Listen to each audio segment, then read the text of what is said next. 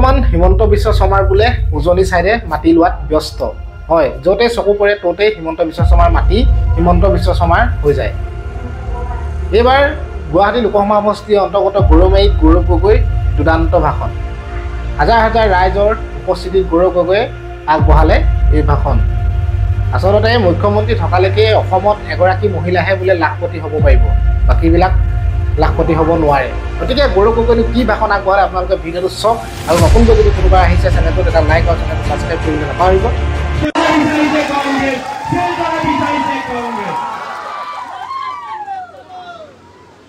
দ্বিতীয় পৰ্যায়ৰ পিছত মামাৰ হাঁহি নাইকিয়া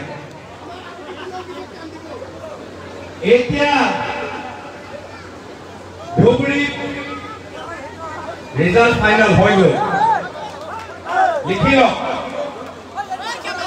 বৰপেটাৰ ৰিজাল্ট অলমষ্ট ফাইনেল লিখি লওক আৰু আজি আপোনালোকে এনেকুৱা এটা বিশাল জনসভা আয়োজন কৰিছে গুৱাহাটীত বীৰাপৰ ঠাকুৰ ডাঙৰীয়াই জিকিবলৈ গৈছে আজি এই সভা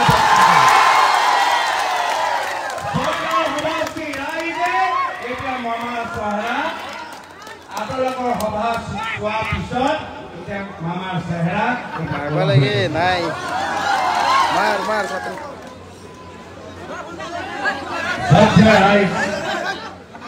যোৱা 1.5 মাহৰ ভিতৰত মই বিভিন্ন নিৰ্বাচনী সভালৈ গৈছো উজনি অসমৰ নিৰ্বাচনী সভাত গৈছো নামনি অসমৰ নিৰ্বাচনী সভাত গৈছো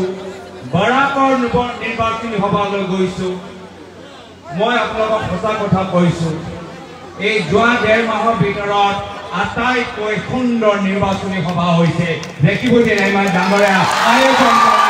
আপোনালোকৰ অনুৰোধ কৰা এই বৰ্তমানৰ নিৰ্বাচনী সভা আটাইতকৈ সুন্দৰ নিৰ্বাচন এৰিবলৈ মন কৰা নাই মই শুনিলো দেখিব যে ইমান ডাঙৰীয়া যে নিৰ্বাচনী সভা কেতিয়ালৈকে চলিব তেওঁ ক'লে যে গধূলিলৈকে চলিব মোৰো মন কৰিছে গধূলি যিমান মোৰ প্ৰগ্ৰাম আছে গোটেইবোৰ কেনচেল কৰি গোটেই দিন ৰাতি আপোনালোকৰ মাজত থাকিবলগীয়া তাত বেণ্ড আছে মই ইয়াত থাকি বেণ্ডৰ লগত তেওঁলোকৰ গান গীত শুনিবলৈ ইচ্ছা কিন্তু নিৰ্বাচনী বতৰ চৰ্চৰাই সেইকাৰণে আজি নহয় ভৱিষ্যত আকৌ আপোনালোকৰ মাজত আহিম মোক মনত পৰে যোৱা বিধানসভা সময়ত মই ছগাঁও সমষ্টিলৈ আহিছিলোঁ দেখিব দিন এবাৰ ডাঙৰীয়া হৈ আপোনালোকৰ আশীৰ্বাদ বিচাৰিছোঁ আৰু ছগাঁও সমষ্টিয়ে যথেষ্ট মৰম আশীৰ্বাদৰ দোৱা দেখিব দিন এবাৰ ডাঙৰীয়াৰ কাৰণে কৰিলে আজি পুনৰবাৰ আপোনালোকৰ মাজত মই আহিছোঁ কিন্তু এইবাৰ দেখিব যে ইমান ডাঙৰীয়াৰ বাবে নহয় এইবাৰ মীৰাবৰ ঠাকুৰ বাইদেউৰ কাৰণে আপোনালোকৰ বহুমূলীয়া আশীৰ্বাদ বিচাৰিছোঁ যে আপোনালোকে আশীৰ্বাদ কৰিবনে দোৱা কৰিবনে ভোট দিবনে এতিয়া অলপ মই মহিলাসকলৰ লগত কথা পাতিবলৈ বিচাৰিছোঁ মহিলাসকলৰ ঘৰৰ দায়িত্ব যথেষ্ট নিজৰ ল'ৰা ছোৱালী পঢ়াব লাগে নিজৰ ঘৰখন চম্ভালিব লাগে আৰু বয়োজ্যেষ্ঠসকলক চাবলগীয়া হয় যেতিয়া আমাৰ কংগ্ৰেছৰ চৰকাৰ আছিল প্ৰয়াত তৰুণ গগৈদেৱৰ চৰকাৰ আছিল আমাৰ কংগ্ৰেছৰ চৰকাৰে অসমৰ মহিলাসকলৰ বাবে বিভিন্ন আঁচনি ওলালে মামনি মাজনী বাইদেউ নবৌ বিধৱা পেঞ্চন শিল্পী পেঞ্চন আশা কৰ্মী নিযুক্তিকৰণ আংগনবাড়ী কৰ্মী নিযুক্তিকৰণ বিনামূলীয়া ভোটা আত্মাই ভোটৰ আন্দোলন পঞ্চায়ত নিৰ্বাচনত 50% ৰেজুলেশ্যন এইখিনি কাম আমাৰ দিনত হ'ব কিবা কাৰণত 2014 চনত অসমৰ মহিলাই ভাবিলে 15 বছৰ কংগ্ৰেছৰ চৰকাৰ দেখিলো কিন্তু প্ৰধানমন্ত্ৰী নৰেন্দ্ৰ মোদী ডাঙৰীয়াই কৈছে পদম ফুলক ভোট দিলে মই 15 লাখ টকা পাম 15 লাখ টকাৰ সপোন দেখি অসমৰ মহিলাই 2014 চনত পদম ফুলত ভোট দিলে এতিয়া প্ৰায় মহিলাসকলে এনেকৈ হাত দেখাই আছে পালে নেকি 2016 চনত সৰ্বানন্দ সোণোৱাল ডাঙৰীয়া আহি ক'লে যে আমি পৰিৱৰ্তন আনি দিম পৰিৱৰ্তনৰ নামত অসমৰ মহিলাসকলে আকৌ পদম ফুলত ভোট দিলে পৰিৱৰ্তনৰ নামত এটাই কথা পালে যে দুখীয়া আৰু দুখীয়া হৈ গ'ল ধনী আৰু ধনী হ'ল পৰিৱৰ্তনৰ নামত এতিয়া নহৰু 1 কেজি দাম 400 টকা হৈ গ'ল দালি দাম 200 টকা হৈ গ'ল নিমখৰ দাম 20 টকা হৈ গ'ল মিঠাতেলৰ দাম 200 টকা হৈ গ'ল চাউলৰ দাম 50 টকা হৈ গ'ল মাহৰ কাৰেণ্টৰ বিল 800 টকা হৈ গ'ল তো পৰিৱৰ্তনৰ জুমলা তাৰ পিছত মামা আহিলে মামা আহি ক'লে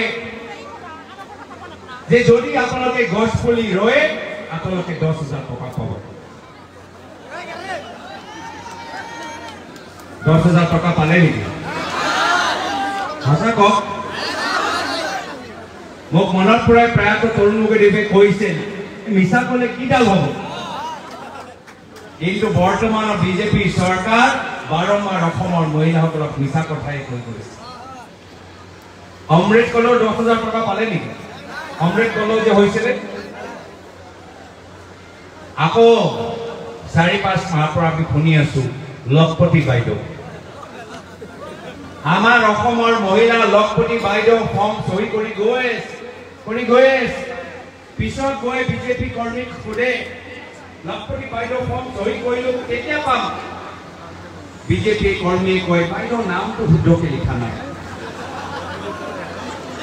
বাইদেউ ফটো ভালকে ওলোৱা নাই বাইদেউ স্যাটেলাইটত আপোনাৰ ঘৰৰ জিপিএছ আমি পোৱা নাই আপোনালোকক দৌৰাই আছে আপোনালোকৰ মূল্যৱান সময় নষ্ট কৰি গৈ আছে আৰু এতিয়া তেওঁলোকে ভুৱা অৰুণোদয় ফৰ্ম বিতৰণ কৰিছে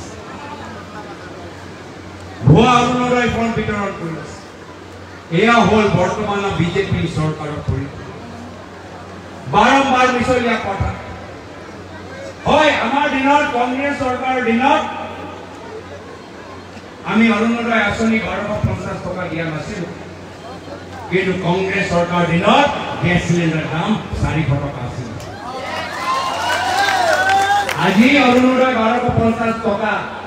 যি সময়ত গেছ চিলিণ্ডাৰ দাম 1200 টকা এই অৰুণোদয় 1250 টকা কাম নাই আৰু এই লখপতি বাইদেউ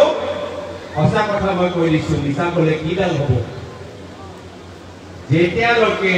অসমৰ মুখ্যমন্ত্ৰী হিমন্ত বিশ্ব শৰ্মা ডাঙৰীয়া হৈ থাকিব অসমৰ ভিতৰত মাত্ৰ এগৰাকী মহিলাহে লখপতি বাইদেউ হ'ব পাৰিব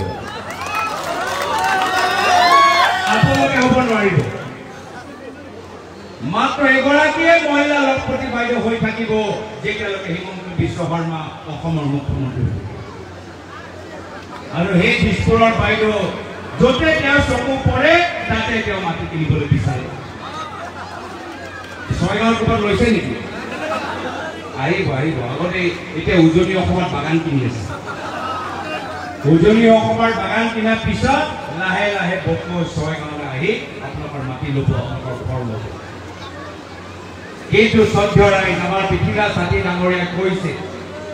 যদি সঁচাকৈ আপোনালোকে লখপতি বাইদেউ হ'ব বিচাৰে কংগ্ৰেছে ইস্তিহাৰ অধ্যয়ন কৰক কংগ্ৰেছে ইস্তিহাৰ লিখা আছে কংগ্ৰেছ চৰকাৰ আহিলে প্ৰত্যেকগৰাকী বাইদেৱে 1 লাখ টকা পাই লখপতি বাইদেউ হ'ব সেইকাৰণে সঞ্জয় ৰায় মই মহিলাসকলক অলপ ঘৰৰ বাবে চিন্তা কৰা মই আহ্বান জনাইছো এইখন বিজেপি চৰকাৰ আজি গাঁৱৰ ভিতৰত আপোনালোকৰ ল'ৰা ছোৱালীক পঢ়ি থকা চৰকাৰী স্কুল বন্ধ কৰি মদৰ দোকান খুলিছে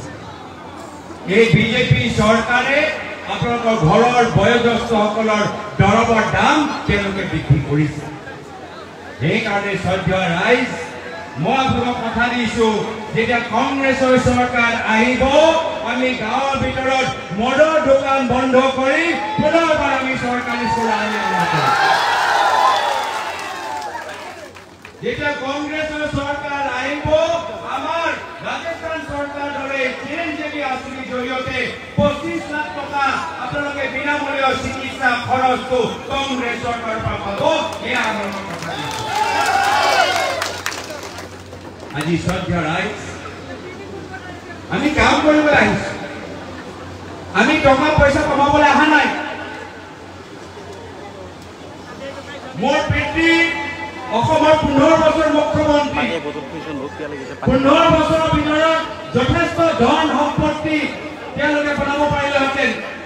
কিন্তু মোৰ পিতৃ অসমৰ 15 বছৰ মুখ্যমন্ত্ৰী আজিলৈকে মোৰ নামত কতো বাগান নাই আজিলৈকে মোৰ মাৰ নামত কতো নিউজ চেনেল নাই